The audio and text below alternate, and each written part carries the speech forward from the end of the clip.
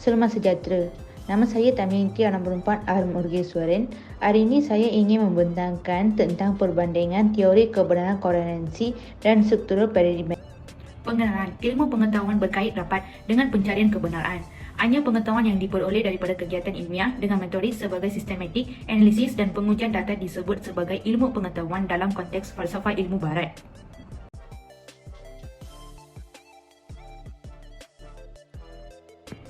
Teori kebenaran koherensi, satu pernyataan dianggap benar bila ia bersifat koheren atau konsisten dengan pernyataan-pernyataan sebelumnya yang dianggap benar.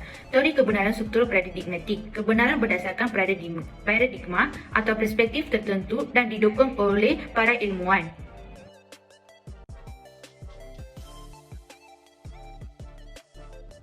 Pengujaan teori koherensi kebenaran mencirikan kebenaran sebagai hal milik keseluruhan sistem proporsi yang boleh dikaitkan dengan proporsi individu hanya secara terbitan mengikut koherennya dengan keseluruhannya. Walaupun ahli teori koheren moden berpendapat bahawa terdapat banyak sistem yang mungkin untuknya penentuan kebenaran mungkin berdasarkan koheren yang lain, terutamanya mereka yang mempunyai kepercayaan agama yang kuat berpendapat bahawa kebenaran hanya terpakai kepada satu sistem mutlak. Secara umum, kebenaran memerlukan kesesuaian unsur-unsur dalam keseluruhan sistem.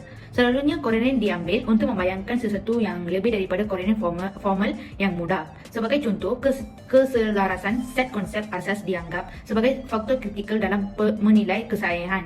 Dengan kata lain, set konsep asas dalam alam semesta wacana mesti membentuk paradigma yang boleh difahami sebelum ahli ramai teori menganggap bahawa teori koheren kebenaran boleh digunakan.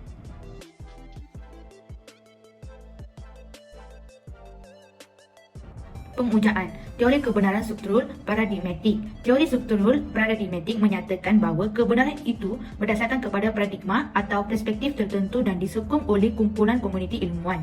Banyak sejarawan dan falsafah sains masa kini menekankan bahawa fenomena atau realiti yang dipilih untuk dipelajari oleh kelompok ilmiah tertentu yang ditentukan oleh pandangan tertentu tentang realiti yang telah diterima secara a priori oleh kelompok tersebut. Pandangan a priori ini disebut paradigma oleh Kuhn dan worldview oleh Sadar.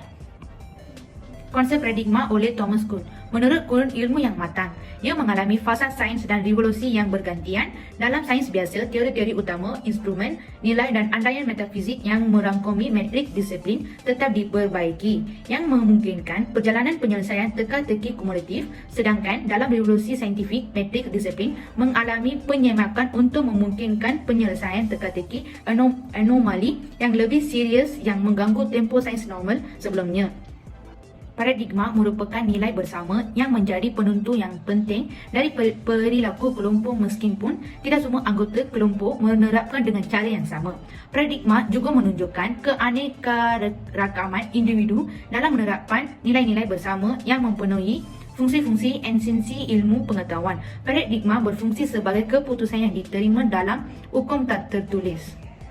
Pengujian suatu paradigma terjadi setelah adanya kegagalan yang berlarutan dalam memecahkan masalah yang menimbulkan krisis. Pengujian ini adalah sebahagian daripada pertandingan di antara dua paradigma yang bersaing dalam merebut pengiktirafan masyarakat sains. Falsifikasi terhadap suatu paradigma akan menyebabkan suatu teori yang mampan ditolak kerana asalnya negatif. Teori baharu yang memenangi pertandingan akan mengalami proses verifikasi falsifikasi, memilih kebaikan yang dekat dengan kebenaran dan memungkinkan adanya fakta dan teori. Perubahan paradigma yang lama ke paradigma yang baru dalam pengalaman yang tidak dipaksakan.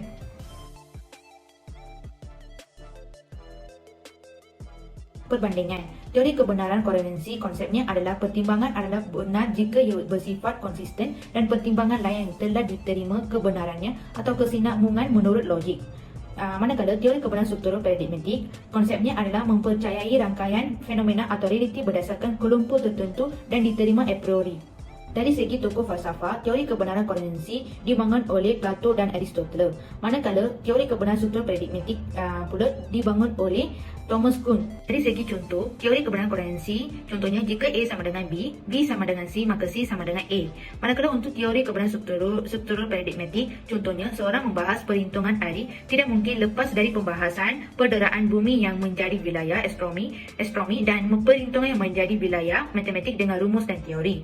Dari segi kelebihan, teori kebenaran koherensi menguji kepercayaan untuk kebenaran berdasarkan kepercayaan lain. Tidak boleh melangkah keluar dari sistem kepercayaan terbaik kita sendiri untuk melihat bagaimana baik ia melakukan dari segi surat menyurat dengan dunia. Manakala kelebihan untuk teori kebenaran struktur paradigmatik adalah paradigma yang diutamakan oleh para ilmuwan dan kesayangan lebih tepat. Dari segi kelemahan untuk teori kebenaran koherensi adalah gagal memasukkan pengertian yang betul tentang cara sistem kepercayaan sebenar dan bagaimana memandangkan kepercayaan yang sebenarnya dipegang. Manakala kelemahan untuk teori kebenaran struktur paradigmatik adalah memerlukan jangka masa yang lama dan hukum yang tidak tertulis.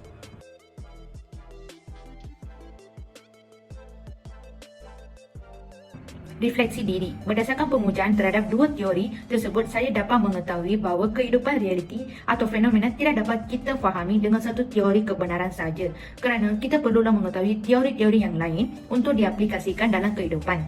Teori kebenaran koherensi dapat membantu saya dalam menganggap satu penyataan benar bila di dalamnya tidak ada pertentangan, bersifat koheren dan konsisten dengan penyataan sebelumnya yang telah dianggap benar.